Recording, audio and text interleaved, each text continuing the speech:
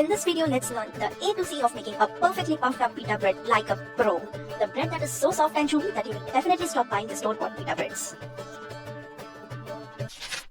To make the pita bread, we would need 2 cups of all-purpose flour or maida, half a cup of whole wheat flour or atta.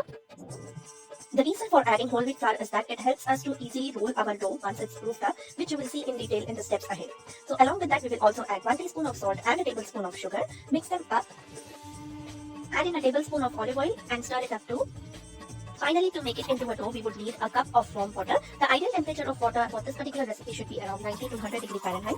We would add our yeast, around 2 teaspoons of yeast, into the water and mix it so that there is an even distribution of yeast throughout the dough. Now I'm using the instant variety of yeast which does not require any kind of activation, and hence I'm directly adding it into our dry mixture. But if you're using the active dry yeast kind of variety, make sure to activate it before you proceed with the recipe. Once you add the water, just combine everything until you get a dough. Use your clean hands and then mix it together to form a dough. This is going to be a really sticky dough at this stage, but do not be tempted to add any extra flour. Once you get everything together, that is all the dry mixture is hydrated and combined, just transfer it onto your worktop. And I have taken approximately half a cup of flour here, but I won't add it all at once. Just sprinkle a bit and keep on kneading. As you can see, my hands are full of dough at this stage. It's all sticky and messy. Do not worry, just keep on kneading, you will get it. About 3 to 4 minutes, you can now observe that my hands are getting clean. The dough has started coming together and it is not sticking the way it was before. So just keep on kneading and you will get to the right consistency in just about 8 to 10 minutes. I'll totally show you all the stages that I have been going through in this video. Since this is just a small quantity of dough, I'm not using my stand mixer and instead chose to knead it with my hands. But if you want, you can use your stand mixer, just directly knead it for about 6 to 8 minutes and proceed with the second step. So as you all can see, the dough is sticking to my hand even after 4 minutes now, but not that much like the way we started with.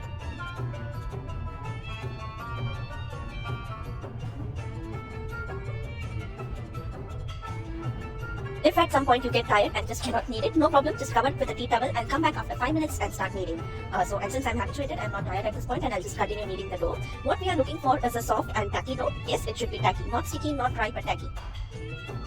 That is because the dough should have some amount of moisture content in it, because this moisture is what would get converted into steam, and this steam is what will be pushed up and create a balloon or puffy pita bread when it hits the hot oven or hot skillet. After 10 minutes of kneading, what I have here is a soft and smooth dough, which is still sticky, but not that much like the way we started with. The dough should be so soft that I can easily poke my finger in, but when I try to pull it out, I can feel some resistance. Exactly, this is how you want your dough to be.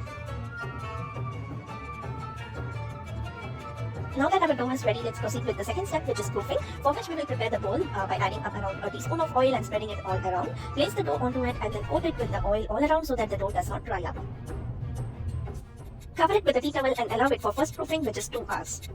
I also wanted to show you guys the amount of flour that I used for dusting the flour while kneading. So we started with half cup, but as you all can see, I might have used just around 2 tablespoons of it. So be careful and use just the required amount. After 2 hours, you'll see that your dough is nice, smooth, it has doubled in volume, and it's all ready to begin with our next step. But before that, I just wanted to take a moment to show you guys how to store it if you wish to.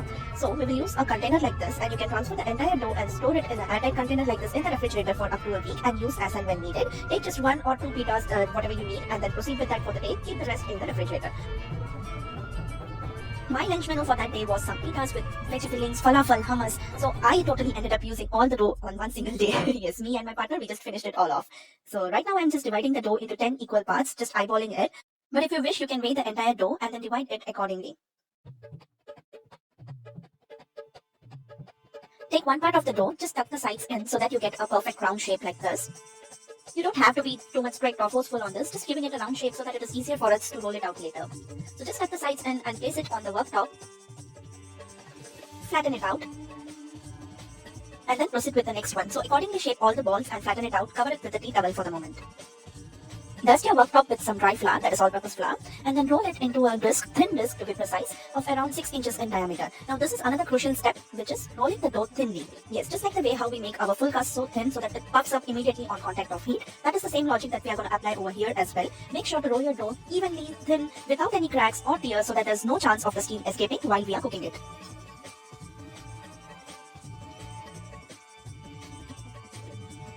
Place the rolled out dough onto the baking tray that has been pre-lined with a parchment paper, cover it with a tea towel and allow it for second proofing, which is 30 minutes. Proceeding to the next crucial step after 30 minutes of second proofing, which is to cook the pitas. Just flip the pitas before you place it on the hot skillet. That is the side on which you were rolling. The top side is now touching the base of our tawa. So in just 20 seconds, you will observe small bubbles popping up. Slowly and gently just flip the pitas one more time. And within a matter of 1 or 2 minutes, you will observe that the pitas are starting to puff and it's going to get the shape of a balloon. What is happening here is that the moisture from the tacky dough, when it hits the hot tawa, gets converted into steam, which then pushes the pitas upwards and gets trapped and forms a pocket. This is what we call as oven spring in culinary terms. Beautiful is it looking? My eyes are just popping out seeing the puff.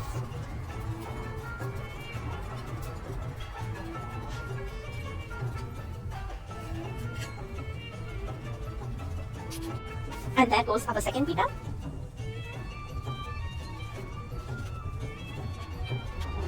And that goes our third pita. Each and every pita puffed so beautifully, I just couldn't control the happiness. Find all the details of how to bake this pita bread in an oven on my blog spicesandflavors.com, the link for which is in the description box, and also find all the science behind making a beautiful puffed up pita over there. Sometimes it so happens that the steam finds some way to escape out and the pitas doesn't puff. In that case, gently press the pita with the help of your ladle so that the steam gets trapped inside and causes the pita to puff up. Some other time it may happen that the pita doesn't puff on its own. In that case, just like a paratha, we will have to gently press the top portion of the pita so that it puffs up, like in this case. Another thing to note is that you have to be very careful and gentle while flipping the pitas. Sometimes it happens that the pitas puff up so beautifully, but you end up punching a hole or making a slit, and that way the pitas then won't puff. In that case, I'm just gently tapping it with the help of a tissue so that I can trap as much air as possible and help it to puff and keep it soft. And don't get disheartened if your pita doesn't puff at all. Sometimes they just don't puff. So the main crucial reason for this is that the skillet was not hot enough. So I just showed you an example here. The one and foremost thing that you have to note is that the skillet has to be super hot, otherwise the pitas won't puff. Don't get disheartened if your pitas doesn't puff. Sometimes it just doesn't. Just that you won't get a pocket for a filling, but it still is so soft that you can use it to dip it into your hummus or any dip of your choice, and it also makes an excellent base for pizza. So if your pita doesn't puff, just lather some pizza sauce, some veggies of your choice, and make an amazing yummy pizza out of it. And coming to the last section of making homemade pita bread, which is to keep them wrapped in a tea towel so that the steam is captured, but still the pitas have room to breathe and stay warm and soft. If you wrap it in a cling wrap, they might get soggy and won't taste good. So this is an old grandma's trick that I'm sure most of you guys must be already doing it well. And that was from our lunch scenario that day, just slitting it in the middle to show you the beautiful pockets inside. How gorgeous does that pockets look? This is a super soft and chewy bread that is just perfect for any kinds of fillings. For that, just look at the texture from within. That day we chose to fill it with some hummus, some balila salad, some falafel, fresh lettuce, and garnished it with tzatziki sauce. It was such an amazing lunch, I must tell you. I hope you guys like these videos with minute details that I share and you're not bored by all my blabbering. Comment below and share your thoughts with me so that I can know what you guys actually want and change my pattern accordingly. If you like this video, then definitely hit that like button and subscribe to Spices and Flavors for more such baking and vegetarian related recipes. And see you soon with yet another one. Until then, this is Sushma signing off. Take care. Bye-bye.